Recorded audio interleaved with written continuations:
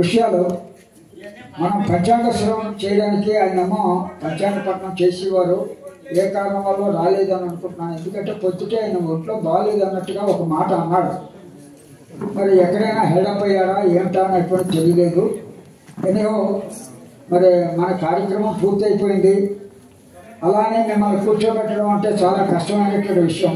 కాబట్టి పంచాంగం అంటే 5 అంగాలతో కూడినటువంటి అని చెప్పేసి చెప్పబడుతుంది. అయితే ప్రతి మానవుడికి కూడా ఏదో ఒక నక్షత్రం కానీ రాశి కానీ తర్వాత గ్రహం కానీ కూడుకుని ఉంటుంది వాడి యొక్క జీవితం అంతా కూడా. అంటే నమ్ముకునే వారికి నమ్ముకున్నంత ఫలితం అని చెప్పేసినట్టుగా మరి మనం ఈ సాధారణంగా తెలుగు రాష్ట్రాల్లో పంచాంగాల గురించి తెలియనటువంటి వారు ఎవరో ఉండరు. ఏదో ఒక అకేషన్లో వెళ్ళి ఏమండి ఓ ముహూర్తానికి ఒకసారి కానివ్వండి, ఇంకో తర్వాత ఏదైనా వాళ్ళ ప్రస్తుత పరిస్థితులు తెలుసుకోవడానికి కానివ్వండి, లేదా వాళ్ళ పిల్లల యొక్క పెళ్ళిళ్ళ విషయంలో కానివ్వండి అనేకమైనటువంటి విషయాలు అడుగుతూ ఉంటాం. అయితే మనకి 12 రాశులు ఉన్నాయి. రాశులు ద్వారా మన యొక్క ఫలితాలని మనం తెలుసుకుంటూ ఉంటాం. దీనిలో మేషం, వృషభం, మిథునం అని ఇలాగా మేషరాశి వారికి దీంట్లో కొన్ని ఇంపార్టెంట్ అయినటువంటి 5-6 విషయాలు మాత్రమే చెప్పడం జరుగుతుంది. మిగిలినటువంటి అంతా కూడా ఇంటికి వెళ్ళి చదువుకోండి అని చెప్పేసి ఇక్కడ తెలియజేస్తూ, మేషరాశి వారికి ఆదాయం 2, వ్యయం 14. అయితే వ్యయం అంటే ఖర్చు కాదు, డబ్బుతో ఖర్చు కాదండి. మనం చేసుకునేటువంటి కొన్ని పనులలో ఇబ్బంది కలగడమే ఈ వ్యయం. అంతేకాని ఏదో వ్యయం అని చెప్పేసి చెప్పాడు ఆ పత్రిక రాశాడని చెప్పేసి మనం అనుకుంటూ ఉండడం అనేటువంటి చాలా తప్పైనటువంటి విషయం. వ్యయం అంటే 2 ఆదాయం వస్తుంది, వ్యయం 14 అవుతుంది అంటే మీరు మీ ఆదాయం ఎంత ఉన్నప్పటికీ కూడా మీకు ఉండేటువంటి ఇబ్బందులు కొన్ని మీకు కలుగు చేస్తుంటాయి. అదే వాటిగా మనం అన్వయించుకుంటూ ఉండాలి. అంతేకాని అయ్యో మన దాంట్లో ఇచ్చాడు ఎలాగో చెప్పేసి కృషించకూడదు, మంచితనంగా దాన్ని తీసుకోమని చెప్పేసుకోవడం. అదే కాకుండా రాజపూజ్యం 5, బహుమానం 7. అంటే రాజపూజ్యం అంటే ఎవరైనా గౌరవించడం అనేటువంటి రాజపూజ్యం. అవమానం అంటే తక్కువ చేయడం అనేటువంటి, అది తక్కువ అంటే ఏదో ఒక సబ్జెక్టు మిమ్మల్ని హింసించేటువంటి విధంగా మాట్లాడటం ఏదో అంటే అవమానం తెలియక కొన్ని మాటల వల్ల మనం ఇబ్బంది తీరవచ్చు. దాన్ని తీసుకోవాలని చెప్పేసి కోరుకుంటూ వృషభ రాశి వారికి అది. అలాగే అదే మిథునం అయింది. వృషభంలో రాశి వారికి ఆదాయం 11, వ్యయం 5. అదే కాకుండా రాజపూజ్యం 1, అవమానం 3. ఇవన్నీ కూడా కొంచెం ఇబ్బందిగానే ఉన్నాయి. వెళ్ళిపోయిన సంవత్సరం కంటే జరగబోయే సంవత్సరం అందరికీ కూడా మంచిగా జరగాలని చెప్పేసి ఆకాంక్షిస్తున్నాం. మిథున రాశి వారికి ఆదాయం 14 ఉంది, వ్యయం 2 ఉంది. అంటే ముందు చదివిన వాటి కంటే పూర్తి విరుద్ధంగా ఇక్కడ ఉండడం అనేది జరుగుతాం. రాజపూజ్యం 4, అవమానం 3. అయితే అన్నీ కూడా మనం అన్వయించుకుని దాన్ని సరైన మార్గంలో తీసుకోవడం అనేటువంటిదే ఉంటుందని చెప్పేసి తెలియజేస్తున్నాం. కర్కాటక రాశి వారికి ఆదాయం 8, వ్యయం 2, రాజపూజ్యం 7, అవమానం 3. అయితే వీరికి చాలా బాగానే ఉంది దీన్ని బట్టి చూస్తుంటే.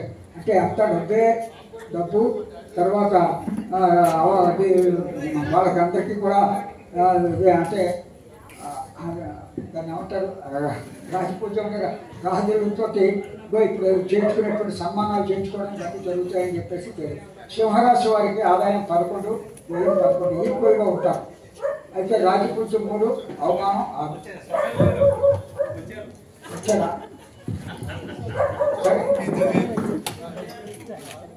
తర్వాత కన్యారాశి వారికి ఆదాయం 14, వ్యయం 2. రావాలి సార్, నమస్కారం. నేను ఏమన్నా తప్పు చేస్తుంటే మీరు మమ్మల్ని స్వాగతం సుస్వాగతం.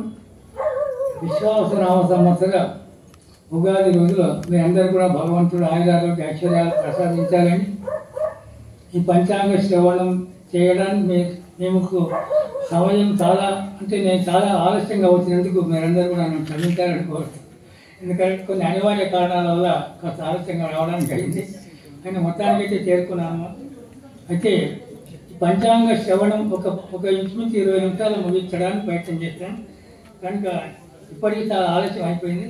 అంటే పంచాంగ శ్రవణం ఎందుకు చేస్తామనే విషయం చెప్పిన తర్వాత మీకు మీ యొక్క రాశి ఫలాలు పూర్తి కాకపోయినా సంక్షిప్తంగా చెప్పడానికి ప్రయత్నం చేస్తాను అన్నమాట.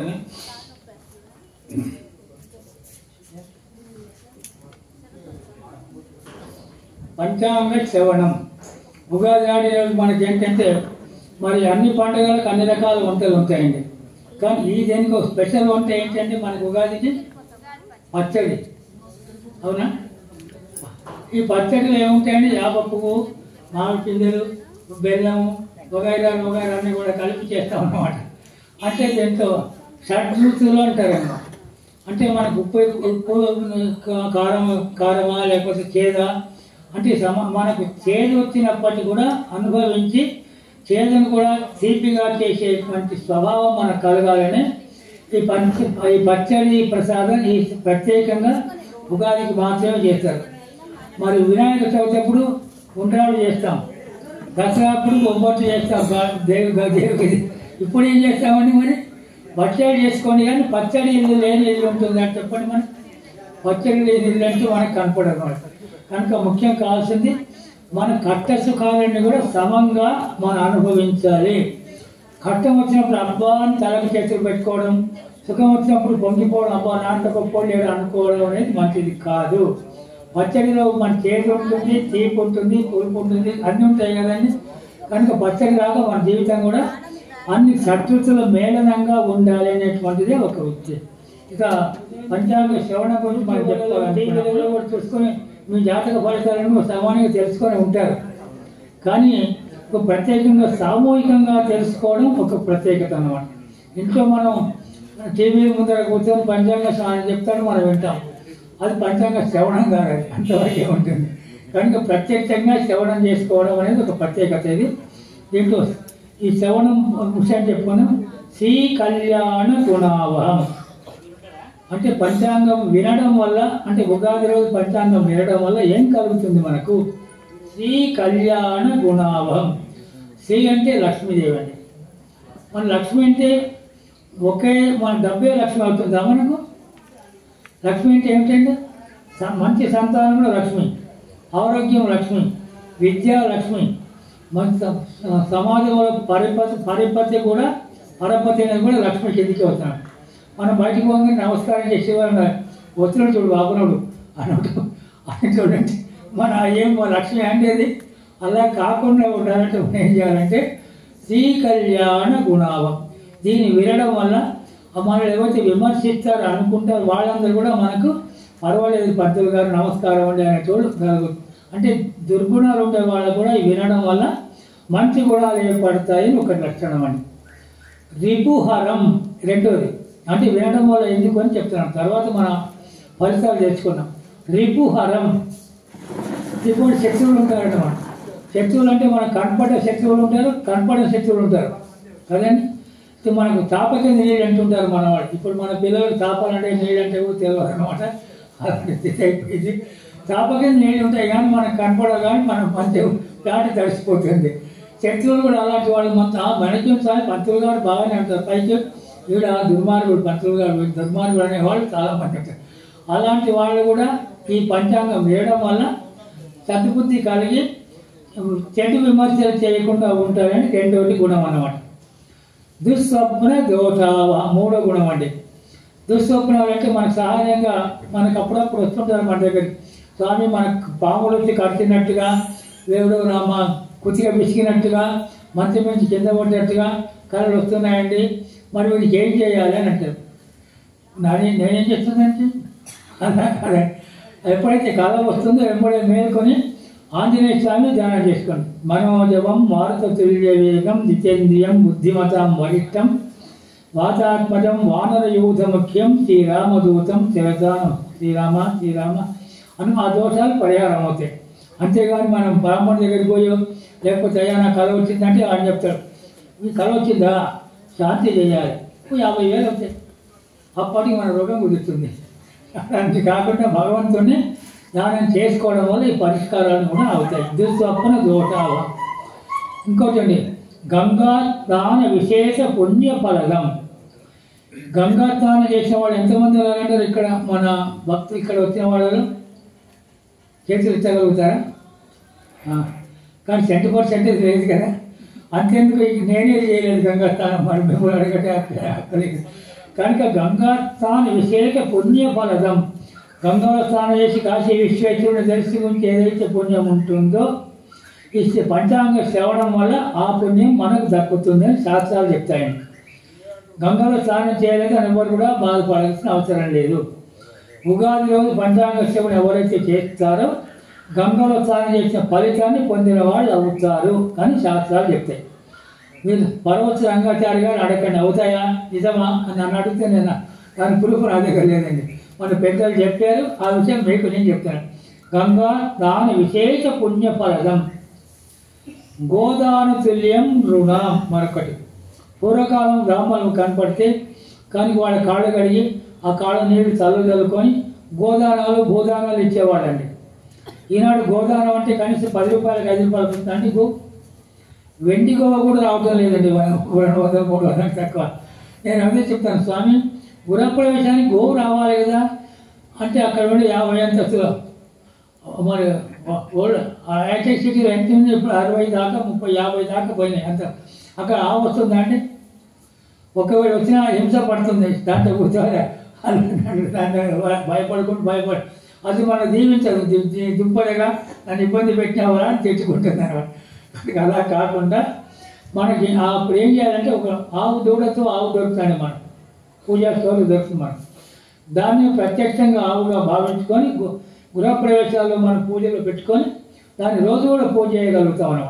అది గోదాన తుల్యం. బ్రాహ్మణి గోవికి ఏదైతే పుణ్యం వస్తుందో ఆవును మనం ఇంట్లో పూజ చేస్తే కూడా అదే పుణ్యం మనకు దక్కుతుంది. గోదాన తుల్యం రుణం. మరి పంచాంగ శ్రవణంలో మరొక విశేషం ఏంటంటే ఆయుర్వృద్ధి. ఆయుష్ మనకంటే మన భగవంతుడు మన ఒకసారి రాస్తాడండి, బ్రహ్మదేవుడు రాస్తాడు. మనం బయట పోయేటప్పుడు అయ్యా నీ ఎన్ని సంవత్సరాల ఎన్ని గంటలు ఎన్ని నిమిషాలకు నువ్వు కైలాసం చేరుకుంటావు అని రాస్తాడు. లేదంటే అమెరికా పోయి ట్రీట్మెంట్ చేసుకుంటాను వచ్చేటప్పుడు ఫ్లైట్లో గోవిందా అవుతాడు. Treatment success. కానీ వీడు మాత్రం కారణం ఏంటండి, బ్రహ్మదేవుడు రాసిన దాన్ని ఎవరు కూడా మార్చడానికి వీల్లేదు కాక వీల్లేదు. రోగానికి డాక్టర్లు ఉన్నారు, ఆయుష్కు మాత్రం బ్రహ్మదేవుడు రాసింది అది సక్సెస్ కావాల్సిన యమధర్మరాజు 100% అమలు పరుస్తున్నాడు ఇప్పటికి కూడా. మిగతా ఏ గ్రహాలు కూడా 100% ఎఫెక్ట్ మన మీద లేదండి. యమధర్మరాజు మాత్రం ఎన్ని సంవత్సరాల ఎన్ని గంటలు ఎన్ని నిమిషాలకు నువ్వు నా దగ్గరికి వస్తావు, చచ్చినట్టు పోతాం మనం. లారీ కింద పడు అమ్మందు దాగి మాకు దాగి వాడు చచ్చిపోతాడు. కనుక ఆయుర్వృద్ధి అంటే ఆయుర్వృద్ధి ఏమవుతుందండి, మనం శుభకార్యాలు చేయాలనుకుంటాం. మనం శుభకార్యాలు చేయాలనుకున్నప్పుడు మనం ఏం చేస్తాం, మంచి రోజు చూస్తాం. దశమ, మంగళవారమా, తిథి, అష్టమ, నవమ, దశమ, ఏదో మంచి రోజు చూసుకొని మంచి కార్యక్రమాలు మనం ఆరంభించినట్టయితే మన ఆయుష్ కూడా పెరుగుతుంది. అంటే మన విల్ పవర్ వస్తుందండి. అప్పుడు ఎప్పుడు ఆయుష్ పెరుగుతుంది మనకు, అయిపోయిందండి నేను రిటైర్డ్ అయినాను అయిపోయింది నా పని అనుకునేవాడు చాలామంది ఉన్నారు. నాకు 25 ఏళ్ళు అయింది రిటైర్డ్ అయినా, ఎప్పుడు కూడా రిటైర్డ్ అయినా నేను బాధపడలేదు. అంటే ఒక సమాజాన్ని సేవ చేసే అవకాశం ఎప్పుడు వస్తుంది మనకు, ఆఫ్టర్ రిటైర్మెంట్. సమాజాన్ని సేవ అంటే ఏంటంటే రోడ్డు వెంబడి తెలియదు మనకు, అది కాదండి. ఒక బీద విద్యార్థికి ఒక పుస్తకం ఇచ్చి వాడికి మనం ఒక పెన్ను ఇస్తే వాడు జీవితాంతం తలుచుకుంటాడు. నేను చిన్నప్పుడు చదువుకునేటప్పుడు పలానా రంగాచారి గారి బుక్ ఇచ్చాడు అయ్యా, చదువుకొని ఈనాడు కాస్త ఈ స్థాయికి వచ్చానంటే అనుకుంటే అదే మనకు భగవంతునికి ఆశీర్వాదం. అంతేగాని ఢిల్లీ పబ్లిక్ స్కూల్లో చదివే వాడికి మనం ఒక బుక్ ఇస్తామనుకోండి, వాడు నాన్సెన్స్. ఏమనుకున్నావా నువ్వు, నేను ఎవరు అనుకున్నావు? ఢిల్లీ పబ్లిక్ స్కూల్ ఎవరు పోతారండి? ఆ పార్టీ పోతారు కానీ మామూలు పోతారు. అదే ప్రభుత్వ స్కూళ్ళలో చదివేవాళ్ళు బీదలు కనీసం చెప్పులు లేకుండా, ఒక బ్యాగు లేకుండా, పుస్తకాలు లేకుండా వచ్చేవాళ్ళు చాలామంది ఉంటారు. అలాంటి ఒక్కరికి సేవ చేసిన మానవ సేవే మాధవ సేవగా మనం గుర్తిస్తారు, భగవంతుడు మనం ఆశీర్వదిస్తారు. అది ఆయుర్వృద్ధి అవుతారు. కనుక అలాంటి వాళ్ళ సేవ చేయడం అది ఆయుర్వృద్ధి అవుతుంది. మంచి రోజులు చూసుకొని మంచి పనులు చేస్తే కూడా మన ఆయుర్వృద్ధి అవుతుంది. సముత్తమం శుభకరం సంతాన సంపత్ప్రదం. ఇంకోటి చెప్తారు, సంతానం అంటే మనకు లక్ష్మి లక్ష్మి లక్ష్మి అంటామండి. పొద్దున్న లేచి లక్ష్మమ్మని తలుచుకునే వాళ్ళు చాలామంది ఉంటారు. అంటే అర్థం ఏంటి? డబ్బు కావాలి, డబ్బు కావాలి, డబ్బు కావాలి. ధనమూల మిదం జగత్. ప్రపంచం దేని మీద ఆధారపడిందండి? ధనం మీద. కానీ ధనం రావాలంటే మన దగ్గర ఏముండాలి? సరస్వతి ఉండాలి కదండి. సరస్వతి లేకుండా అమెరికా పోయి ఎవడో 4 డబ్బులు సంపాదిస్తాడా? డబ్బున్న వాడు పోయి ఖర్చు పెట్టుకొని మళ్ళీ ఫ్లైట్ కూడా డబ్బులు లేకుండా తగ్గాలు పడుతుంటాడు. ఇక్కడ బీదవాడు మన అమెరికా పోయి లక్షల కోట్లు సంపాదించి ఇక్కడ ఆస్తులు సంపాదించిన వాళ్ళు చాలామంది ఉన్నారు. ఇప్పటికి కూడా రేపటికి కూడా ఉంటారు. వాడు ట్రంప్ ఉంచుతాడో ఉండదు తెలియదు ఆ సంగతి. కానీ అమెరికా పోయిన వాళ్ళు మన దగ్గర కోటీశ్వరుడు అయిన వాళ్ళు చాలామంది, కొన్ని ప్లాట్లు, కొన్ని విల్లాలు కొనే వాళ్ళు చాలామంది. అంటే ఏముంటే అమెరికా పోతాం మనం? సరస్వతి కావాలి. అందుకే అష్టలక్ష్ములు అని సామాన్యంగా హిందూ ఇండల్లో అష్టలక్ష్ముల ఫోటోలు ఉంటాయండి. లక్ష్మి 8 రకాల లక్ష్మిలు ఉంటాయి. మొదలు ధనలక్ష్మి, ధాన్యలక్ష్మి, విద్యాలక్ష్మి, సౌభాగ్యలక్ష్మి, సంతానలక్ష్మి, వీరలక్ష్మి, విజయలక్ష్మి. మొత్తం కలిస్తే 8 మంది. ఒక్క లక్ష్మి ఇన్ని ఇస్తుంది అనమాట. కానీ ఎవరిని మనం మొదలు విద్యాలక్ష్మి కొందామా, మరి ఐశ్వర్యలక్ష్మి కొందామా? ఎవరిని మనం ప్రార్థించాలని? మనం డబ్బు ఉంటే చాలు. డబ్బులు ఉంటే చాలంటే ఆరోగ్యం ఉందా?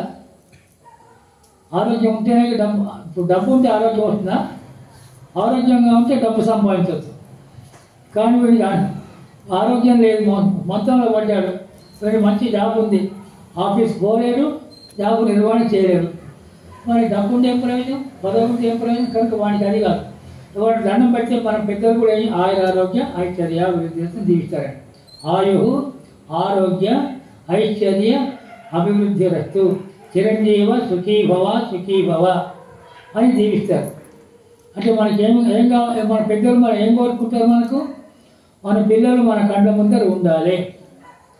మన కనీసం 60 ఏళ్ళకైనా పైననే ఉండాలి. కొంతమంది 30 ఏళ్ళైనా పోయేటోళ్ళు ఉంటారు పాపం. వాళ్ళ తల్లిదండ్రుల బాధ మనం మాటలతో చెప్పగలమండి? మావాడండి పాపం మన ఉద్యోగం వచ్చిందండి, 30 ఏళ్ళు కూడా లేవండి, అది పోయాడండి. 60 ఏళ్ళు పోతే 60 ఏళ్ళు పైబడి వాళ్ళు కూడా చేయకూడదని శాస్త్రాలు చెప్తాయండి. వాడి బాధ్యత అనకూడదు. అంటే మన 90 ఏళ్ళు కూడా పోయినావా, పెన్షన్ వస్తుండే, నువ్వు పోయినావు, పెన్షన్ ఎవరు ఇస్తాడు? వాడి గురించి ఏడవడం కాదు ఇక్కడ. ఆ పెన్షన్ లేకపోతే ఆ గురించి చేసేవాళ్ళు అంటే అలా కాదండి. 65 ఏళ్ళు కనీసం వాళ్ళకు భగవంతుడిని ఒకటి ప్రార్థించాలంటారు మనం. ఏంటంటే అనాయాసేన మరణం. మంచముల పైన సంవత్సరాల తరబడి బెడ్రిషన్ కాకుండా నన్ను తీసుకుపోయి శంకరుడా నన్ను తీసుకుపో అని అనాయాసేన మరణం. రెండవది ఏం కోవాల? భగవంతుని వినా దైన్యేన జీవనం. ఆయన ఒరే నాయన 1 రూపాయిగా మందు కొనింటారా అని కొడుకుని అడుగుతాం. ఎప్పటికీ అదే పని నీకు. వాడు విసుక్కుంటే మనకు నరకమో స్వర్గమో నాకు తెలియదండి. కనుక వాడికంటే మన చెయ్యి పైకి ఉండాలి. అప్పుడు మనకు మంచి జీవితం అంటారు. మా నాన్నగారు పర్వాలేదండి నాకు వస్తా, కానీ వాడి మీద ఆధారపడితే కోడలం ఏమవుతుంది? మీ నాన్నగారు ఎప్పటికీ అడుగుతూనే ఉంటాడా? అదే పని మీ నాన్నకు అయిపోయి మన పని గోవిందా గోవిందా. అలా కాకుండా వినా దైన్యేన జీవనం. ఆరోగ్యంగా ఉండాలి, ఒకరి చేయి చాపకుండా జీవించాలి. ఇది భగవంతుడిని మనం కోరుకుని రెండేయండి. నాకు రోగం రొట్టులు రాకండి, ఒకరి చేయి మనకు సమస్య వచ్చినప్పుడు కొన్ని చేయి చాపకుండా నాకు లక్ష్మీ కటాక్షం కలగజేయండి. ఈ 2 భగవంతుని అడిగితే చాలన్నమాట. ఇది మనం భగవంతుని ప్రార్థించాలి. ఆయుర్దితము సంతాన సంపత్ప్రదం. సంతానం కూడా సంతానం కలిగితే మన కొడుకు పుట్టాం. మనం ఎవరైనా ఆ కొడుకండి, కొడుకు మొన్ననే పుట్టాడు, చేతనాన్ని పుట్టాడు, ఆ గొప్ప 4 వేస్తాడు విధవ. కనుక కొడుకు పుట్టంగానే మనం గంతు వేయద్దండి. కానీ ఎప్పుడు గంతు వేయాలి? వాడు ప్రయోజకుడై వాడు ఒక మంచి ఉద్యోగంలోనో లేకపోతే వ్యాపారంలో ఏదైనా వచ్చినప్పుడు మా కొడుకండి ఏం చెప్పుకుని అప్పుడు మనకు ఉంటుంది. కొంతమంది కొడుకులు పొద్దున్న లేచి రోడ్డు వెంబడి తిరిగి వెదల వేషాలు చేసే వాడిని ఏమని చెప్పుకుంటారు? తండ్రి మావాడండి రోడ్లో తిరుగుతున్నాడు, ఎంత బాగా తిరుగుతాడు, అబ్బో వాడికి ఇదే పని సర్వే చేస్తుంటాడు రోడ్డు వెంబడి. అది వాడి కొడుకు కాదు, శత్రువుతో సమానం వాడు. కనుక సత్సంతాన సౌభాగ్య ఫలావాప్తి రక్తం పెద్దలు జీవిస్తారు. మనం సంతానం అంటే సత్సంతానం ఉండాలి. కౌరవులు పాండవులు ఉన్నారండి. ధృతరాష్ట్రునికి ఎంతమంది సంతానం అండి? 100 మంది కుమారులు, ఒక కూతురు కూడా ఉందండి. అందరి పేర్లలో కూడా దూతోనే దుర్యోధన దుశ్శాసనుడు దుశ్చల, ఆ కూతురు కూడా మంచి పేరు వచ్చిందా కదా అనకూడదు మనం, దుశ్చల పేరు పెట్టాడు. పేరు దుశ్చల, దుర్యోధను దుశ్శాసనుడు. దూతో వచ్చి అంటే దుర్మార్గమే కదండి మనకు. మన పాండవరాజుకి ఎంతమంది సంతానం అండి? పంచపాండవులే కదా. తండ్రికి మంచి పేరు తెచ్చారు, సమాజం సేవ చేశారు. కనుక ధృతరాష్ట్ర సంతానంలాగా మన 10 మంది 12 మంది వద్దండి, ఒక్కడున్నా కానీ ఏకచంద్ర ప్రకాశైన నక్షత్రై కిం ప్రయోజనం శాస్త్రాలు చెప్తాయి.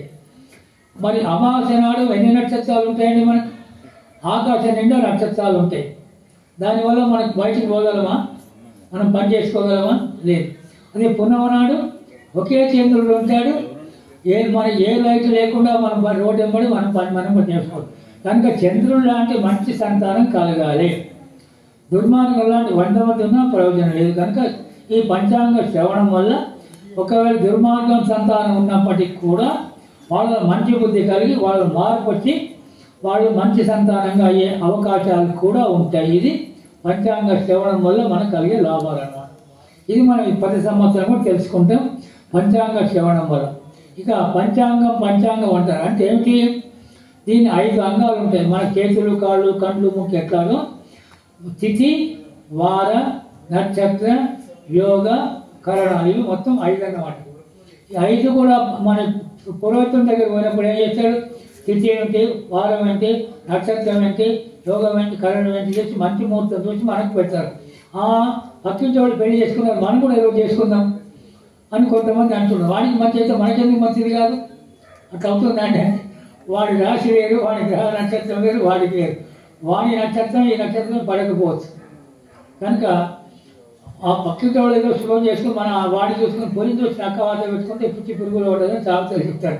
కనుక అలా కాకుండా పంచాంగ తిథి, వార, నక్షత్రాలు చూసుకొని ఎవరైతే మరి మంచి పనులు చేస్తారో వాళ్ళ వంశం బాగుంటుంది, ఆయుష్ కలుగుతుంది, అన్ని శుభకార్యాలు కూడా జరుగుతాయి. ఇది పంచాంగ శ్రవణం యొక్క ఫలితాలు. క్రోధి అనేవాడికి క్రోధి అంటే శత్రువే కదండి మనకు. ఆ శత్రువుని నిన్నటిదాకా వదులుకున్నాం. ఈరోజు విశ్వాసంలో మనం ప్రవేశించాం. సుమారుగా 15 గంటలు అయిందనుకోండి. ఇప్పటికి విశ్వాసం అంటే సూర్యోదయం నుంచి మనకు సంవత్సరం వస్తుందండి. ఈ 15 గంటలకు మన విశ్వావసుకు స్వాగతం పలికాం. మనం విశ్వావసులో ఉండే విశ్వాసం ఏంటంటే విశ్వస్య వసు. వసు అంటే ఐశ్వర్యం అని అర్థం, ఆరోగ్యం అని కూడా అర్థం. ప్రపంచానికి ఆరోగ్యం ఇచ్చేటువంటి, ఐశ్వర్యాన్ని ఇచ్చేటువంటి సంవత్సరం ఈ సంవత్సరం పేరు విశ్వావసు. విశ్వావసులో మనం ప్రవేశించాం. బాగానే ఉంది.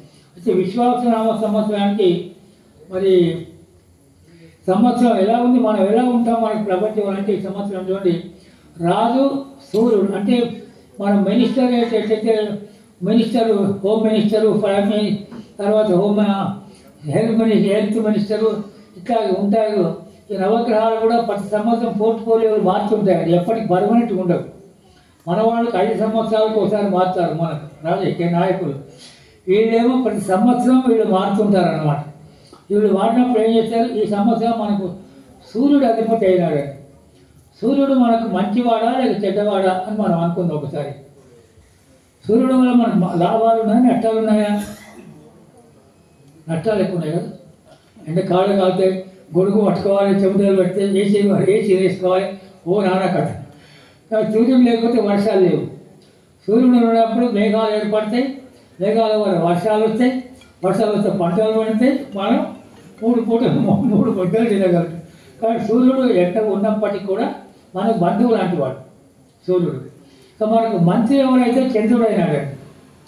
మరి చంద్రుడి వల్ల ఏం లాభాలు ఉన్నాయండి మనకు? సూర్యుడి వల్ల వర్షాలు వస్తే బాగానే ఉంది. మరి చంద్రుడి వల్ల మనకు లాభాలు ఏమున్నాయి? చంద్రుడి వల్ల కూడా లాభాలు ఉన్నాయి. ఇప్పుడు మనకు చూడండి, టమాటాలు ఉన్నాయి, మిరపకాయలు ఉన్నాయి, అరటిపండ్లు ఉన్నాయి. వాటి గుణాలు కలుగజేసేటువంటి వాడు చంద్రుడు. ఆ చంద్రుడి యొక్క కిరణాల వల్ల మిరపకాయల కారం వస్తుంది, అరటిపండ్లు తీపి వస్తుంది, ఇంకో దాంట్లో ఇంకో రకం వస్తుంది, ఇంకో చేదు వస్తాయి. ఆ చంద్రుడి కిరణాలు లేకపోతే వీటికి గుణాలు ఉండవు అన్నమాట. కనుక మనకు మంత్రి ఎవరైనారంటే సరే మనకు చంద్రుడు మంత్రి అయినాడు, రాజేమో సూర్యుడు అయినాడు. సూర్యుని వల్ల కొంత ఇబ్బంది అయినప్పటికీ కూడా ఇండైరెక్ట్గా మనకు లాభాలు ఉన్నాయి సూర్యుని వల్ల. చంద్రుడి వల్ల డైరెక్ట్ లాభాలు ఉంటాయి. చంద్రుడిని కోప్పట్టుకునే వాళ్ళు ఎవరు ఉంటారని అబ్బా ఏ వేనేలండి పాడైనారా ఇంతకన్నా వేనేలా అనుకుంటారా అని ఎవరు? ఎండను రోజు మనం తిడుతున్నాం. ఇప్పుడు ఎండ పాడుగారు అబ్బాబ్బాబ్బా కాలిపోతున్నట్టు. చంద్రుడిని తిట్టిన వాడు ఎవడు ఉన్నాడు ఆ ప్రపంచంలో? చెప్పండి చూద్దాం. ఉంటారండి, దొంగలు ఉంటారండి. దొంగలకు వెన్నెల పూట దొంగ పరిగెత్తుంటే కనపడతాడు, చీకట్లు అయితే దొంగ ఎక్కడుంటే కనపడతాడు. కనుక అబ్బా వెన్నెలు పాడుగాను నా వెంబడి పట్టింది నేనలా దొంగోడు తప్ప ఎవ్వడు కూడా చంద్రుడిని తీసినవాడు ప్రపంచం లేడు. కనుక చంద్రుడు అంటే మంచివాడు కూడా విమర్శించేవాడు ఎవడో ఒకడు ఉంటాడని తప్పదనమాట. కనుక చంద్రుడు అట్లా అయినాడు. దీనివల్ల మనకేంటంటే ఈ ప్రజా సమస్యల దృష్టి నిలిపే నాయకులు ఉంటారండి. వాళ్ళకే స్వార్థంగా బాగా సంపాదించుకుందామా, మనకు పదవులు వస్తాయా ఏమొస్తాయా అనేవాళ్ళే తప్ప మనం ప్రజల గురించి ఏం చేద్దాం అనేటువంటి వాళ్ళు చాలా తక్కువగా ఉంటారు విశ్వాసనామ సంవత్సరంలో. ఇక వాయు చేత పీడింపబడతారు. అప్పుడప్పుడు తుఫాన్లు వచ్చే ప్రమాదాలు కూడా ఈసారి మనకు ఎక్కువగా ఉంటాయి. వర్షాలు కూడా మరియు సస్యానుకూల వర్షాలు అంటారు, అంటే రైతులకు అనుకూలంగా కురిసే వర్షాలు తక్కువగా ఉంటాయి కదా, దీన్ని ఖండవృష్టి అంటారు. ఖండవృష్టి అంటే అర్థం ఏంటి? రోడ్డు అవతల వర్షం ఉంటుంది, రోడ్డు అవతల వర్షం ఉండదు. పూర్వకాలం అంటే కాదు ఉంటే మొత్తం మన తెలుపురం మొత్తం వర్షం ఉంటే ఉండేది అనమాట. ఇప్పుడు అట్లా కాదు, మన తెలుపురం బియ్యం చెట్లు ఉంటే ఎన్జిఓస్ కాలం ఉంటే తెలుపు ఉండదు. అయ్యో తడిసి వచ్చిన వాడు వాడబడ్డది మనకేంది అంటే అప్పుడు అట్లా కాదు అనమాట. మొత్తం ఎక్కడైనా అఖండ వృష్టి. అప్పుడు ఇప్పుడేమో ఖండ వృష్టి. అఖండం అంటే అన్ని మొత్తం కూడా రైతులకు అనుకూలంగా కురిసేటువంటి వర్షాలు ఉండేది. ఇప్పుడేమో ఖండ వృష్టి, ఎవరి మీద కురిస్తే ఇప్పుడు కురిస్తే తెలియదు. మనకి ఇప్పుడు మంచి గాలి కూడా వస్తుందంటే గాలి కూడా లేదు. గాలి ఏమో తుఫాను వచ్చినప్పుడు మంచి గాలి, అది కూడా మన చెట్లు వాడిపోవడం, మనం ఇండ్లు వాడిపోవడం లాంటి అలాంటి ఇబ్బందులు చాలా ఉంటాయన్నమాట. ఈ విశ్వాస సంవత్సరంలో ఈసారి ప్రజలు భయాందోళనకు గురవుతారన్నమాట. ప్రజలకు సంతోషం హాయిగా కాలు మీద కాలేసుకొని గుండె మీద చేసుకొని నిద్రపోయే పరిస్థితులు చాలా తక్కువగా ఉంటాయి. శత్రువులు దేశాలు ఉన్నాయి మనకు. అటు చైనా ఉంది, పాకిస్తాన్ ఉంది, అటు బంగ్లాదేశ్ ఉంది, ఇవన్నీ దేశాలు ఉన్నాయి. అమెరికా వాడు ఇప్పుడు మనకు సపోర్ట్ చేస్తున్నాడు, ఎంతవరకు చేస్తున్నాడో తెలియదు మనకు. కనుక వీళ్ళందరూ కూడా ఆ శత్రువుల నుంచి భయాలు కూడా ఉన్నాయి. కనుక ఇలాంటి కష్టాలు ఉంది మనకి ఈ సంవత్సరం. ఇక ప్రజలు క్షేమారోగ్యాలు కలిగి ఉంటారు. అయినప్పటికీ కూడా భగవంతుని దయ వల్ల ఆరోగ్యంగా క్షేమంగా ఉండడానికి మనకి ఒక్కటి టానిక్ అన్నమాట. జ్వరం వచ్చినప్పుడు టానిక్లు ఇస్తారు. మనకు టానిక్ ఉందండి. ఆ టానిక్ ఏంటి? భగవంతుని యొక్క నామస్మరణే టానిక్. మనకు జ్వరం వచ్చినప్పుడు టానిక్ తాగి టానిక్ రామరామ అనుకుంటూ కూర్చోబెట్టి దయచేసి జ్వరం వచ్చినప్పుడు డాక్టర్ దగ్గరకు పోండి. అంతేగాని పంతులు గారు చెప్పారు కదా రామరామ అనవన్నాడు, జ్వరం వచ్చింది వాగనుకుంటారండి, జ్వరం వచ్చింది రామరామ ఎందుకని రంగాచారి గారు చెప్పారు రామరామ అనవన్నాడు. నా మీద పిడుగుపడే డాక్టర్ దగ్గరికి వెళ్ళండి. డాక్టర్ వైద్యో నారాయణో హరి. భగవంతుడు నేరుగా వచ్చి మనకు టాబ్లెట్ ఇస్తాడండి. నరసింహస్వామి ఇచ్చాడా, వెంకటేశ్వరుడు ఇచ్చాడా, ఆంజనేయుడు ఇచ్చాడా, ఎవరు ఇస్తారా? వాళ్ళు ఏం చేశారు? మనకు తల్లిదండ్రులు ఇచ్చారు, డాక్టర్ని ఇచ్చారు. డాక్టరే వైద్యో నారాయణ, భగవంతునితో సమానమే డాక్టర్లు. కారణం మన ఆరోగ్యాన్ని కలుగజేసేటువంటి వాడు ఎవరండి? వెంకటేశ్వరుడా, రాముడా, కృష్ణుడా? కాదండి. ఈ పేర్లు డాక్టర్లకు చాలా ఉన్నాయి, పేరు చెప్పలేము. కనుక వాడి దగ్గరికి పోతే ఏమైంది? పర్వాలేదు సార్, మేము ఉన్నాం కదా అని వాడు దయచేసి చెప్తాడు. ఒక ఇంజక్షన్ ఇస్తాడు, ఇంటికి పోకుండా మీరు సేలైన్ ఎక్కిస్తాడు, హాయిగా నవ్వుకుంటూ ఇంటికి పోతాం. వెంకటేశ్వరుని దండాలు వ్యక్తంతలు, పొరుగు దండాలు వ్యక్తంతలు మెట్లెక్కి నేను ఎక్కిచ్చానండి. వెంకటేశ్వరునికి లంచాలు ఇచ్చేవాళ్ళు చాలామంది ఉంటారండి. మెట్లు ఎక్కిచ్చానండి, నేను నడిచొచ్చానండి వెంకటేశ్వర స్వామి దగ్గరికి రమ్మన్నాడు. నేను ఇన్విటేషన్ ఉందా నీకు? ఆయనకు లంచం ఇచ్చి నేను నడిచి వచ్చానంటే నాకేమిస్తావు, నేను నడిచి వచ్చానంటే ఆయనకి ఏమి ఇవ్వాలటండి. నేను ఎవరు రమ్మన్నాడు? నడిచి వచ్చినా ఆయన భక్తి ముఖ్యం తప్ప నడిచి వచ్చినావా, కారులో వచ్చినావా, ఫ్లైట్ వచ్చినావా సమస్య కాదు. భక్తితో గోవింద గోవింద అని అబ్బా పోయినానండి. ఆ అన్నం దొరకలేదు, లైన్లో నిలబడ్డాం. అబ్బా అబ్బా అబ్బా ఈ వద్దు నాయన తిరుపతి, ఎవడైనా ఉన్నాండి నేను అడవన్నాడా వింటువేసి ఏమనేది. కనుక అంత దూరం వచ్చి విసుక్కొని అంత దూరం వెళ్ళక్కర్లేదు. మన ఇంట్లో గుళ్ళు దేవుడు ఉంటాడు. మన గుడి అని మనం ఏమంటాం? మన ఇంట్లో ఆ గూటిని గుడి అంటాం మనం. కదా దేవుని గుడి అంటాం. ఆ గుడిలో వెంకటేశ్వరుడు ఉంటాడు, రాముడు ఉంటాడు, కృష్ణుడు ఉంటాడు. వీళ్ళని రోజు కూడా మనం ఈయన దీపం వెలిగించి ఒక అగరబత్తి వెలిగించి ఒక పండు పొలం మన చేతి ఉంటే అది ఇచ్చి దానికి అది చేసినట్టయితే ఆ వెంకటేశ్వరుడు సంతోషిస్తాడు. ఈయనని ఉపాసం పెట్టి ఇంటి దేవుడిని ఉపాసం పెట్టి తలుపులేసి 4 రోజులు తిరుపతికి పోయేస్తే ఆయన ఏమంటాడు, పిచ్చోడా నేను ఇంటికి వచ్చాను కదరా, ఇంటిని ఉన్నాను కదరా, నన్ను ఉపాసం పెట్టావు 4 రోజులు నా దగ్గరికి వచ్చావా, ఇట్లా చేయకరా అని అంటాడు వాడు. కనుక మనం తాళం వేసి పోయినప్పుడు ఇంట్లో దీపం పెట్టేటందుకు ఎవరికైనా చెప్పిపోవాలి, అమ్మ నేను ఇక్కడ పోతున్నాను, తిరుపతికి వెళ్తున్నాను, దేవుడు దీపం పెట్టండి, ఒక బెల్లం ముక్క పెట్టండి, అరటి పండు పెట్టండి అని చెప్పాలి. కానీ తిరుపతికి వెళ్ళిచ్చానండి, ఏ ఉపాసం పెట్టి వాడికి తిరుపతి పెట్టాడు కదండి. భర్తను ఉపాసం పెట్టి పక్కింటి వాళ్ళకి ఎవరు సేవ చేసిందారు ఆవిడ, భర్తనే వంట చేయలేదు, పక్కింటి ఆడికి వంట చేసి అన్నం చేసి పెట్టింది. అయితే భర్త గారు ఏమంటారు, ఏమమ్మా అంటే ఉడక అట్ట అనుకోకుండా భర్తను సంతోషం అంటే పతియే ప్రత్యక్ష దైవం అని పెద్దలు చెప్పారు. అట్టని మరి భర్తని కాళ్ళ దగ్గరనే ఉండవని నేను చెప్పాను స్త్రీను. మరి ఏం చేయాలండి, సతీ కూడా మరి ప్రత్యక్ష దేవత. ఆమె ఇల్లు లేకపోతే ఆడది లేకపోతే ఇల్లుతో సమానం ఉంటుందండి, ఇల్లులాగా ఉంటుందా, ఆడది లేని ఇల్లు అది అడవితో సమానం, శ్మశానంతో సమానం ఉంటుంది. అన్నమాట నేను అనలేదు, అనాల్సి వచ్చింది అన్నమాట. ఇంకా ఏ స్త్రీ అయితే సంతోషంగా ఉండదో అంటే ఎట్లా నార్యత్తు పూజ్యంతే తత్వదేవ, దేవతలందరూ కూడా ఎక్కడైతే స్త్రీలు పూజింపబడతారో గౌరవింపబడతారో ఆ ఇల్లు ఆ ప్రాంతం సంతోషంగా ఉంటుంది అన్నారు. ప్రతి ఇంట్లో కూడా ఆడవాళ్ళు ముక్కు చేదుకుంటూ మా ఆయన బాగలేదండి, నన్ను కట్టబెట్టాడండి, 24 గంటలు ఏడుస్తూ ఉంటుంది, ఆ ఇల్లు నరకంతో సమానం అంటారు.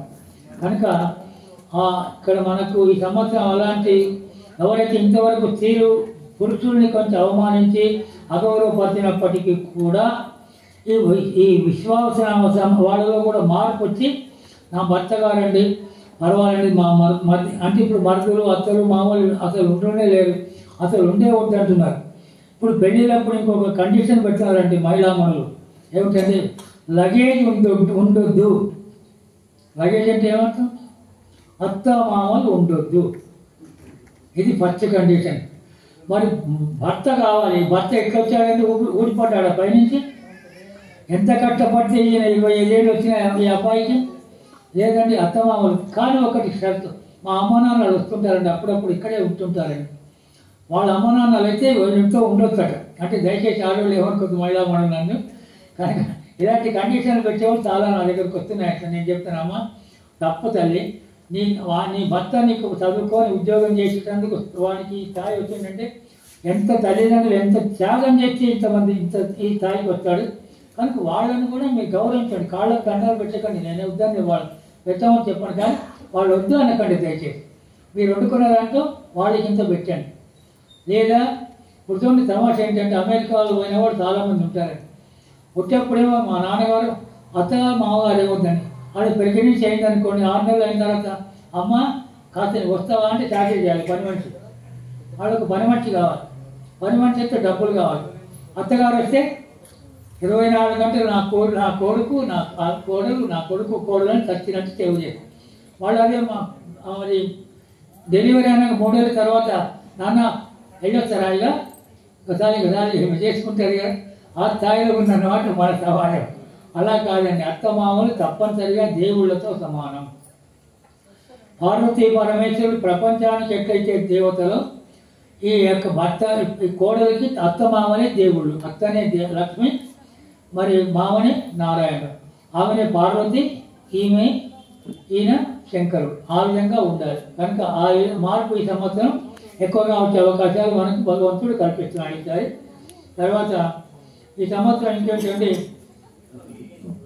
పశు సంరక్షకుడు యమధర్మరాజు అయినాడు. అంటే పశువులు బాగా ఉండాలి, ఎక్కువగా పాలు ఇవ్వాలి అని అంటే ఏం చేయాలి, మరి ఆవులను కాసేవాడు కృష్ణుడై ఉండాలి. కృష్ణుడికి వాళ్ళకు పేరుందండి, గోపాలుడు అని పేరుందండి. చిన్నప్పుడు గోవులను కూడా కాశాడు బాబు ఆయన గారు. కనుక ఇప్పుడు గోవులకు కాస్త ఈ సంవత్సరం కాస్త ఇబ్బందులు వచ్చే అవకాశాలు ఉంటాయి. యమధర్మరాజు ఉన్నాడు వాటిపైన, దొడ్డి మీద ఆయన ఉన్నాడు, మేషతోటి ఆయన ఉన్నాడు, దొడ్డి బయట కూడా ఆయన, 3 కూడా యమధర్మరాజు ఉన్నాడు. కనుక ఈ పంటలు కాదు, పాడికి మాత్రమే కాస్త ఇబ్బంది వచ్చే ప్రమాదం ఈసారి ఉంది అని చెప్పడం జరుగుతుంది అన్నమాట. కనుక ఎవరైతే పోల్ట్రీ ఫామ్ డైరీ ఫామ్లు పెట్టుకున్నారు వాళ్ళు కాస్త ఇబ్బందులు వచ్చే అవకాశాలు ఉంటాయి. పోల్ట్రీ ఫామ్లు ఎక్కువ మన దాకా చాలా వేల కోళ్ళు కూడా చనిపోయినాయి మనం పేపర్లు చదువుతున్నాం. మరి వాళ్ళు ఎవరు చెప్పాలంటే భగవంతుడు చెప్పుకుంటే ఇంటాడా? కనుక ఇది మనకప్పుడు భగవంతుడా నాకు ఈ సమస్యలు పెట్టామయ్యా, ఈ కష్టాన్ని తట్టుకునే ధైర్యం నాకు ఇవ్వమని భగవంతుని ప్రార్థించాలి తప్ప నన్ను కోటేశ్వరుని చేయి, నన్ను లక్షాధికారులు చేయి, నన్ను ఇంకేదో పెద్ద పదవిలో చేయి అంటే మాత్రం భగవంతుడు చేయాలి. కాబట్టి చేయాలి. భగవంతుడు ఏమని అడగాలి మనం?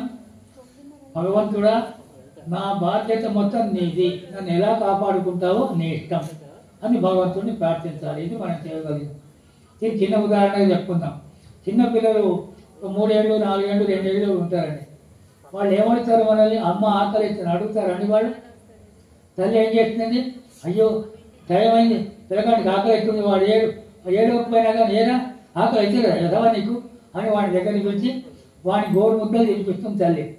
వాడు అని మూతి తిప్పినా కానీ బలవంతంగా 2 ముద్దలు వాడి నోట్లోకి దింపుతుంది అన్నమాట.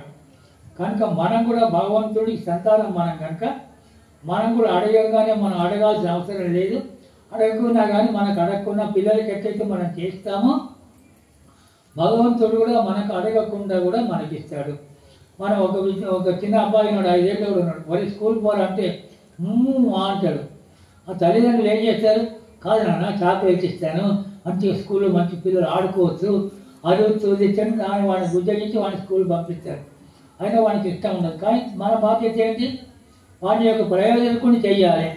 వాడికి ఇష్టం లేకున్నా వాడిని ప్రయోజకం చేయాలి. మనం కూడా రామరామ అని మనకి ఇష్టం లేకపోయినా అప్పుడప్పుడు మనం కష్టాలు పెడతారు. మనకు కష్టం వచ్చినప్పుడు మనం ఏం చేస్తాం? రామ రామ రామ రామ నువ్వే ఉన్నావయ్యా, నువ్వే ఉన్నావే అనుకుంటాం. కష్టమే లేదనుకోండి మనకు, ఇక నాంత గొప్పోళ్ళు ఎవడేళ్ళు, నేనే గొప్పోని అంతా అని మనం విరవయ్యే ప్రమాదం కూడా ఉంది. కనుక ఈ కష్టాలు అప్పుడప్పుడు ఎందుకు పెట్టుకుంటారు? ఇప్పుడు మనకు ప్రమోషన్ రావాలంటే టెస్ట్ రాయాలండి. మనకు ఒక జాబులో చేరుకున్నాం, ప్రమోషన్ రావాలంటే మనకేం చేయాలి? మనం ఇంకో టెస్ట్ రాయాలి, వాడు పెట్టిన పరీక్ష రాయాలి, దానికి సక్సెస్ అయితే ప్రమోషన్ వస్తున్నాను. లేకపోతే అదే పోస్ట్లో చచ్చిందాకా చచ్చిందాకా రిటైర్ అంటుండాలి. చచ్చిందాకా ఎవడు వచ్చాడు? 60 ఏళ్ళు ఎత్తిపోరా నాన్న ఇంట్లో కూర్చో, లేస్తాను నేను చేస్తాను. No no no no your adorable. ఎందుకు 60 ఏళ్ళు అయితే మనకు ఎందుకు తెలుగు. కనుక ఈ సంవత్సరం మనకు ఇలాంటి పాడి పశువులకు కొద్ది ఇబ్బందులు వస్తాయి, ప్రజలకు కూడా సుఖ సంతోషాలకు కొద్ది కరువులు అవుతాయి. రాజకీయ నాయకులు వాళ్ళ స్వార్థంతో ప్రజలకు ఏం కావాలో అది కూడా మర్చిపోయి వాళ్ళు బాగా చేసుకుంటారు. ఇది మనకు ఈ సంవత్సర ఫలితాలు ఉంటాయి. ఇక మనకు మన సోమయాజులు గారు తులారాశి దాకా చెప్పారనుకుంటాను. తులారాశి నుంచి మనం దాటుకున్నాం, వృశ్చిక రాశి పోదాం మనం. ఏమన్నా కర్కాటకులు ఉన్నారు, మా రాశి దాకా ఉన్నారా? పర్వాలేదు. ఇప్పుడు మా రాశి చూడు కర్కాటక రాశి. నాకు ఇవాళనే నాకు పరీక్ష పెట్టాడు భగవంతుడు. మిమ్మల్ని అందరినీ కూడా ఎంతసేపు వెయిట్ చేసుకొని పాపం స్వాములు రాకపోయి లేకపోయి ఇంత మాట ఇచ్చే రావద్దా తొందరగా అంటే ఈ రోజే నాకు రిమార్క్. అంటే కర్కాటక రాశి వాళ్ళకి నాకు చెప్పాలి మనం. కనుక మీరు ఎవరికి మరి ఇబ్బంది పడద్దు. కర్కాటక రాశి వాళ్ళకి పునర్వసు 4వ పాదం, పుష్యమి, ఆశ్లేష నక్షత్రం 4 పాదాలు కలిస్తే ఇవి కర్కాటక రాశి అంటారు. ఇక్కడ ఉండే వాళ్ళందరికీ కూడా ఏ నక్షత్రమో తెలుసా అంటే అందరికీ నక్షత్రాలు తెలియని వాళ్ళు కూడా కొంతమంది ఉండదు. కనుక అలాంటి వాళ్ళు పేర్ల ముందు ఏదైతే నేను చెప్పే నక్షత్రాలు ఈ కొన్ని అక్షరాలు ఉంటాయి, ఈ అక్షరాలు ఆ పేర్ల ముందు ఉన్నట్టయితే వాళ్ళు కర్కాటక రాశి అవుతుంది. కర్కాటక రాశి హీ హూ హీ హూ హే హో డా డి డు డే డో ఈ అక్షరాల పేర్లు ఎవరి పేర్ల ముందు ఉంటారో వాళ్ళని కూడా కర్కాటక రాశి అని తెలుసుకోవాలి మనం. ఈ కర్కాటక రాశి వాళ్ళకి ఉండే ఆదాయం 8, వ్యయం 2. అంటే ఆదాయం గురించి పర్వాలేదు, పోయినసారి కంటే ఈసారి కర్కాటక రాశి వాళ్ళకి పర్వాలేదు, బాగానే ఉంది. అయితే రాజపూజ్యం 7, అవమానం 3. అంటే మన పర్వాలేదు అనే వాళ్ళు 7 మంది ఉంటే విమర్శించేవాళ్ళు 3 ఉంటారు అటు పక్కకి వాళ్ళు. కనుక కర్కాటక రాశి వాళ్ళకు ఇది మనకు కర్కాటక రాశి ముఖ్యంగా మనం తెలుసుకోవాలి. అయితే మనకి ఈ రాశి వాళ్ళు కూడా శని గురువులు రావుకేతులు అనుకూలంగా ఉండడం వల్ల మనకు వీరికి సంవత్సరంలో ఎక్కువ భాగం గ్రహచారం అనుకూలంగా లేదు. అంటే మొత్తం 7 గ్రహాలు అనుకూలంగా లేవు కనుక ఆదాయం మనకి 8 ఉన్నప్పటికీ కూడా మరి సమాజంలో మనకి ఎంత పరపతి ఉండాలో అంత తక్కువగా ఉంటుందన్నమాట. మరి ఏ పని అయితే కొన్ని అనుకుంటాం, ఫలాన్ని చేయాలి, ఇల్లు కట్టుకోవాలి, ఇల్లు ప్లాట్ కొనాలి అనుకుంటాం. అలాంటి వాళ్ళకి ఈ సంవత్సరం కాస్త నిరుత్సాహమే తప్ప ఉత్సాహం కలగడానికి అవకాశం లేదు. కర్కాటక రాశి వాళ్ళకు దయచేసి నిరుత్సాహపడొద్దు. మనబడి ఆ వెంకటేశ్వర స్వామి ఉంటాడు కనుక ఆయన నమ్ముకుంటే మనకు కొన్ని ఇబ్బందులు తొలగిపోతాయి అన్నమాట. ఇకపోతే సింహరాశి అండి. సింహరాశి వాళ్ళకు మఘా నక్షత్రం 4 పాదాలు, ఉపా నక్షత్రం 4 పాదాలు, ఉత్తర 1వ పాదం. అంటే ఇప్పుడు వీళ్ళ గట్ట ఈ అత్తర పేర్ల ముందు అన్నాను కదా, మా, మీ, ము, మే. మాతో, మీతో, మూతో, మేతో ఏవైతే పేర్లు మొదలవుతాయో వాళ్ళందరికీ కూడా మో, టా, టీ, టు, టే ఈ పేర్లు ముందర ఈ అక్షరాలు ఉన్న వాళ్ళందరికీ కూడా సింహరాశి అవుతుందండి. సింహరాశి అధిపతి సూర్యుడు అవుతాడు అన్నమాట. అంటే వీళ్ళకి కాస్త సుపీరియారిటీ ఎక్కువ ఉండే ప్రమాదం ఉందండి. జాగ్రత్త. సుపీరియారిటీ నేను చెప్పింది ఏంటంటే అంటాడు తప్ప కాంప్రమైజ్ కావడానికి చాలా తక్కువ అవకాశాలు ఉంటాయి సింహరాశి వాళ్ళకు. ఇక ఈ సంవత్సరం ఆదాయం 11, వ్యయం కూడా 11 ఉన్నాయి. వీళ్ళు రాజపూజ 3 అయితే అవమానం 6% ఉందన్నాడు. కనుక అవమానం కలగకుండా ఉండాలంటే మనం జాగ్రత్తగా పాటించాలి. ఇంగ్లీష్లో మనకు ఒకటి చెప్పాను, give respect and take respect. మన ఎదుటాన్ని మనం గౌరవిస్తే వాడు మనం గౌరవిస్తాడు. ఏరా అంటే వాడేమంటాడు, ఏరా అంటే వాడు ఏరా అంటాడు, మరి ఏమయ్యా అంటే ఏమయ్యా అంటాడు. కనుక గివ్ రెస్పెక్ట్ మనం ప్రయత్నం చేయాలి. అంటే చూడండి, ఇప్పుడు పల్లెటూళ్ళలో ఇప్పటికి కూడా విద్యావంతులు కాకుండా మా పురుషులు ఉంటారు. మేము ఉద్యోగం చేసేటప్పుడు డ్యూటీలకు పోయేవాడు. ఏమయ్యా ఆమెను విలువంటే దాని దేవుడి పంతులు అంటే భార్యను ఎలాగ సంబోధిస్తాడు వాడు, దాన్ని ఏముంది అంటాడు. ఇక అంటే గోవును మనం గోమాత అన్నాం, నదులను గంగా నది అన్నాం, భూమిని భూమాత అన్నాం.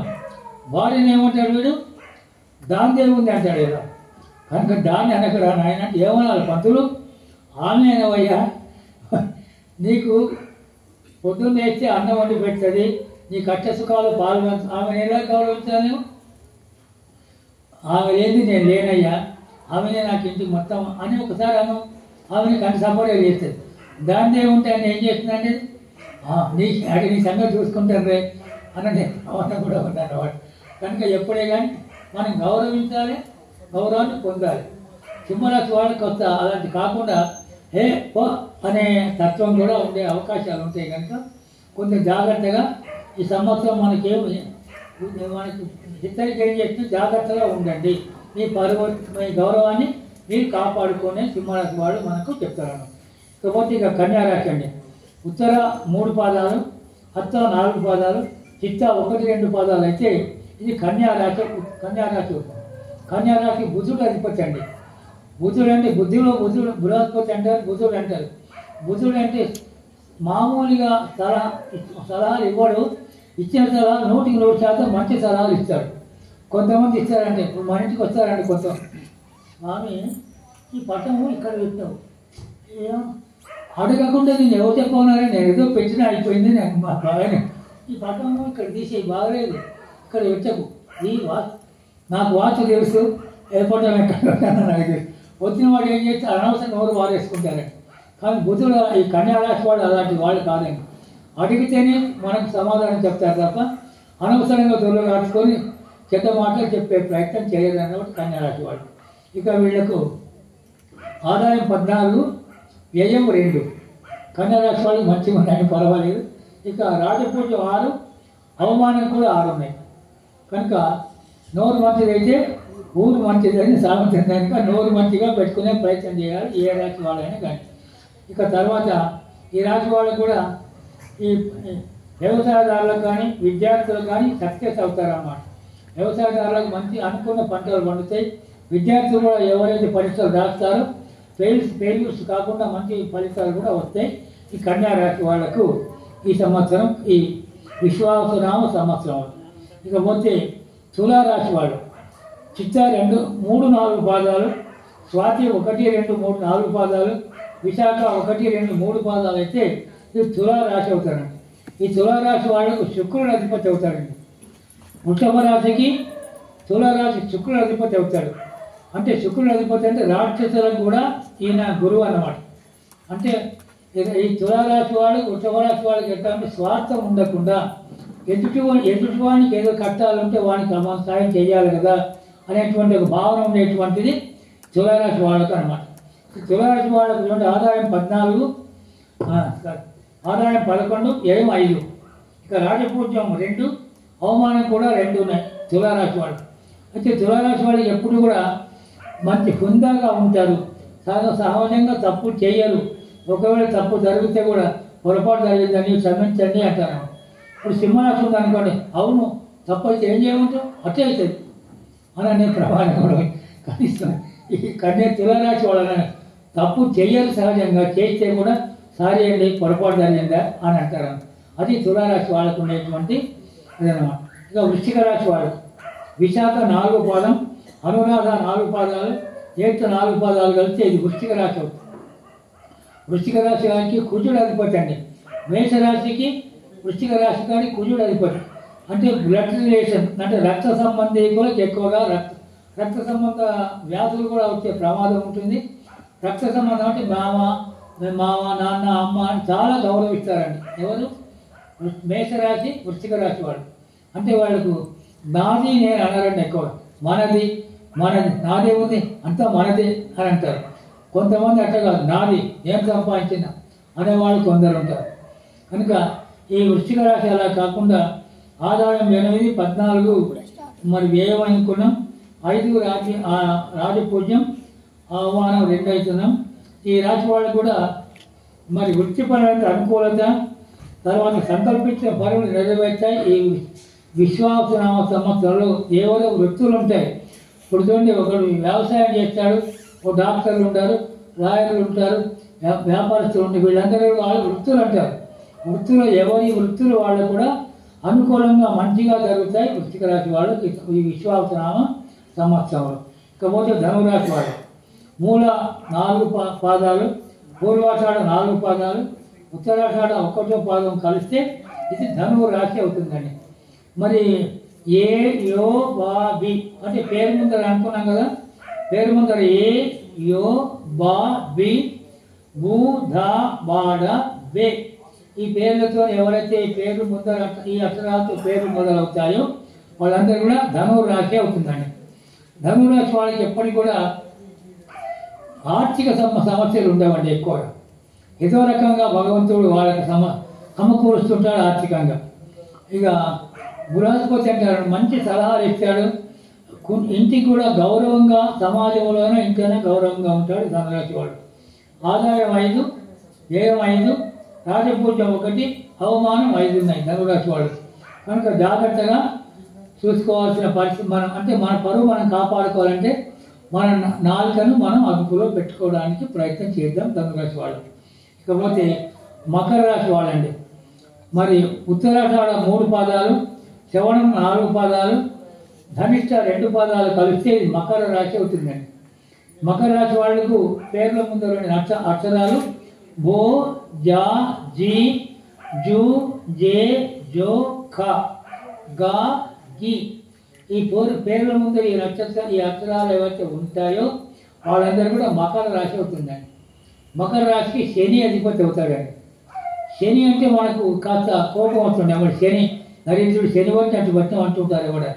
కానీ శని మంచి పని చేసి మనకు మంచిగా ఉంటాడు, చెడుపు కూడా ఉంటాడు.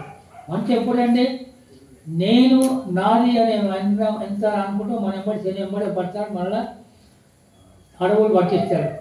అంతా దేవుడి దయ, మా తల్లిదండ్రుల దయ అని ఎవరికి అనుకుంటాడు. శని ఏ పని మనం చేయడు, భగవంతుడే మనం కాపాడతాడు. కానీ మనం ఏం చేయాలి? మాతృదేవో భవ, పితృదేవో భవ, ఈ 2 మనం తప్పనిసరిగా గమనించాలి.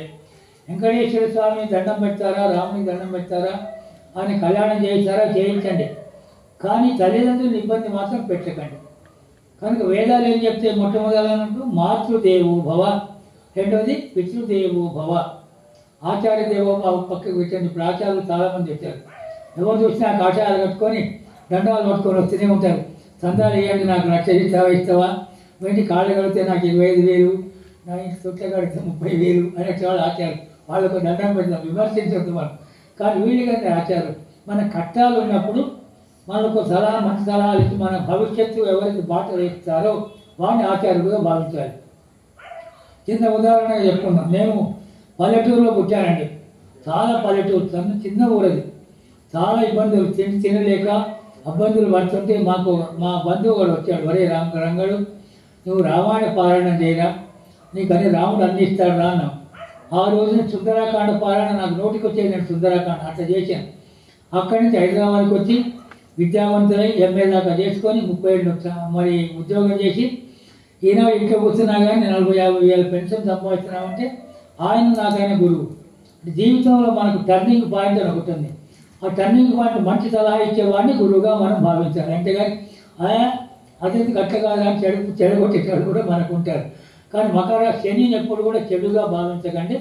మనకి ఎప్పుడు ఇబ్బందులు వచ్చినప్పుడు శ్రీరామ రామ రామేతి రమే రామే మనోరమే సహస్రనామ తత్తుల్యం రామనామ వరాణి.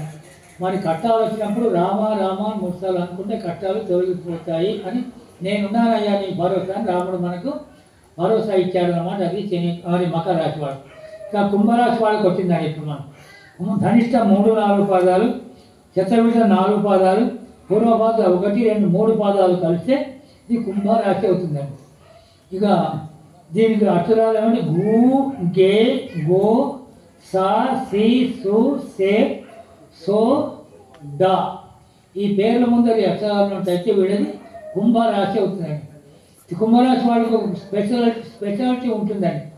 ఏంటంటే మనసులో ఉండే ఏదైతే ఆలోచన ఉందో బ్రహ్మదేవుని కూడా తెలియదు. అంటే గుంభనంగా ఉంటుంది అన్నమాట. అంటే ఒక కడవ ఉందనుకోండి మన ముందు, కడవలో ఏముందో మీరు చెప్పగలుగుతారా? ఖాళీ ఉందా, నీళ్ళు ఉన్నాయా, డబ్బులు ఉన్నాయా, ఇంకేమైనా ఉన్నాయో చెప్పలేము.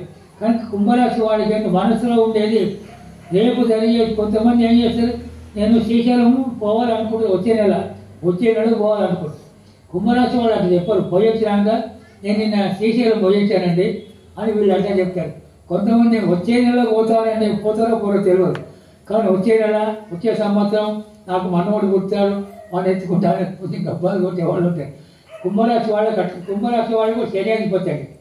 కానీ శని పట్టుదలకు ఒక నిదర్శనం అన్నమాట శని. ఏ పని చేయాలన్నా జయం కలిగేదాకా, మంచి అయినా చెడైనా చివరిదాకా తీసుకుపోతారు. మంచి అయినా కానీ చివరిదాకా మంచిదాకా తీసుకుపోతారు. కనుక ఇది కుంభరాశి వాళ్ళది. ఆదాయం 8, వ్యయం 14. ఇక రాజపూజ్యం 7, అవమానం 5. పర్వాలేదు, కొంతవరకు అయ్యా పర్వాలేదు రా కట్టాలు ఉన్నాం అనేవాళ్ళు ఉన్నారు కుంభరాశి వాళ్ళకు. కనుక దీనికి శని అనుకూలంగా ఏనాడు శని నడుస్తుంది వాళ్ళకు. కనుక ఏనాడు శని ఇప్పుడు కనీసం ఇంకొక అంటే ఈ రోజు నుంచి శని మారుతాడు. వీళ్ళ కుంభరాశి వాళ్ళు కొంచెం రేపటికి మంచి జరిగే అవకాశాలు ఎక్కువగా ఉంటాయి అన్నమాట కుంభరాశి వాళ్ళకు. ఇక చివరికి మనకు మిగిలింది మీనరాశి అండి. మీనరాశి పూర్వభాద్ర 4వ పాదం, ఉత్తరాభాద్ర 4 పాదాలు, రేవతి 4 పాదాలు కలిస్తే అది మీనరాశి అవుతుంది. మీనరాశి కూడా గురువు అధిపతి అవుతాడు. ఈ మనకు రోజు ధనురాశికి ఈ మీనరాశి కూడా గురువే అధిపతి అవుతాడు. వీళ్ళకి ఎప్పటికి కూడా ఆర్థికమైన సమస్యలు ఎక్కువగా బాధించవు వీళ్ళిద్దరిని కూడా. ఎవరిని?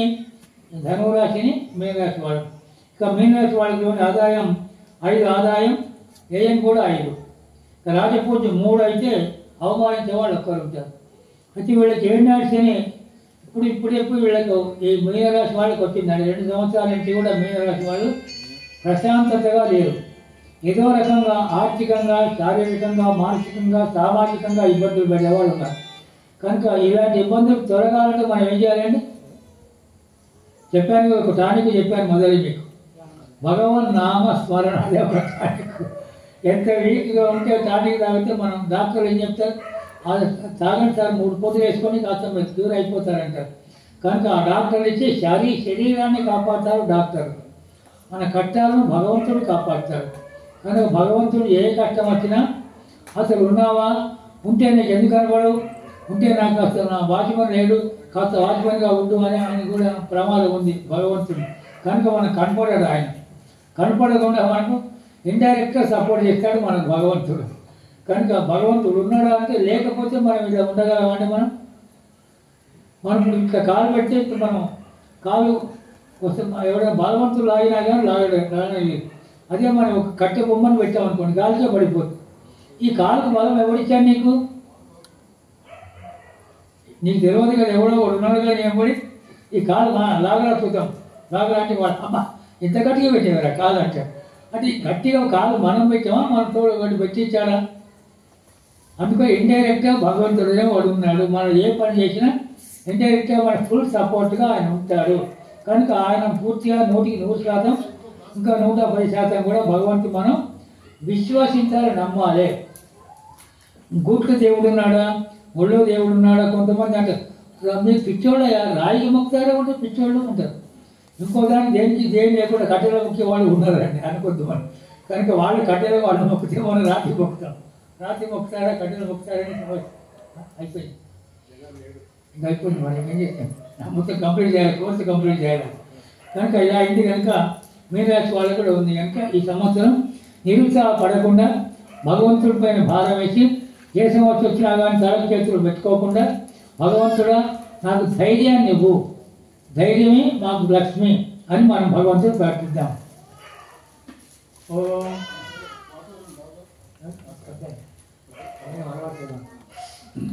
స్వస్తి ప్రజాభ్య పరిపాలయంతాం న్యాయేన మార్గేణ మహిం మహీషాః. ఓం బ్రాహ్మణేభ్యః శుభమస్తు నిత్యం. లోకాః సమస్తాః సుఖినో భవంతు. ఓం సహనావవతు సహనౌ భునక్తు సహ వీర్యం కరవావహై తేజస్వినావధీతమస్తు మా విద్విషావహై. ఓం శాంతి శాంతి శాంతి. సర్వే జనాః సుఖినో భవంతు. సమస్త సన్మంగళాని సంతు. ఓం తత్సత్.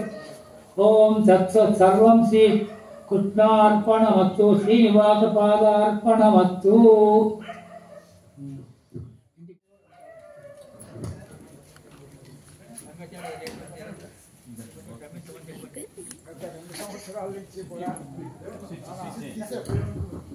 రంగాచార్యులు గారు లేట్గా వస్తున్నారు. ఆయన చెప్పన్నారు, చెబుతున్నాను. ఎందుకంటే ఏదో కారణాలు ఉంటాయి. ఒక చోటుకు వెళ్ళిన తర్వాత అక్కడ ఉండే పరిస్థితులు వెళ్ళకుండా మనం మార్పులు చేతులు కూర్పులు ఉంటాయి. కాబట్టి దానిలో మరి ఎంత అయినప్పటికీ మన యొక్క కార్యక్రమం ఎంతో వైభవంగా జరిపించడానికి మీరు అందరూ ఇచ్చేసి చక్కగా కార్యక్రమాన్ని నడిపించినందుకు అందరికీ కూడా పేరు పేరున హృదయపూర్వక ధన్యవాదాలు తెలియజేస్తూ, ఉగాది ఉత్సవ కమిటీ ఎంచుకున్నటువంటి నిర్ణయాలని ఇంప్లిమెంట్ చేసి ఈ రోజుతో మరి 73 సంవత్సరాలు నుండి సొంత ఇంట్లో ఉండి తర్వాత మాతో ఈ యొక్క కార్యక్రమాన్ని ప్రారంభించినప్పటి నుంచి కూడా ఇంతవరకు 740 మందికి మనం సన్మాన కార్యక్రమాలను నిర్వహించాం. దీనికి మరి అదే ముందుగానే చెప్పాను, ఒక బ్యాంక్ అకౌంట్ లేదు, ఒక ఇంత దిశానిర్దేశం అనేటువంటిది లేకుండా మనం ఈ కార్యక్రమాలు నిర్వహించడం అనేటువంటి చాలా విశిష్టమైనటువంటిది. తెలుగు రాష్ట్రాల్లోనే ఉద్యోగుల యొక్క ఆర్గనైజేషన్ ఇంత వైభవంగా నడుస్తుంది అంటే భగవంతుడు అందరికీ కూడా మన శక్తిని ప్రసాదించాడని చెప్పేసి ఆకాంక్షిస్తూ చక్కగా ఇటువంటి కార్యక్రమాలు నిర్వహించడంలో మాకు చేయూతనిస్తున్నటువంటి పరవస్తు రంగాచార్యులు గారు కూడా శతమానం 100 సంవత్సరాలు బతికి చక్కగా అంతో సహకరిస్తూ ఉంటారని చెప్పేసి కోరుకుంటున్నాం. జై బోలో గజానన మహారాజుకి జై. అందరం కూడా కార్యక్రమాన్ని పూర్తి చేస్తున్నాం.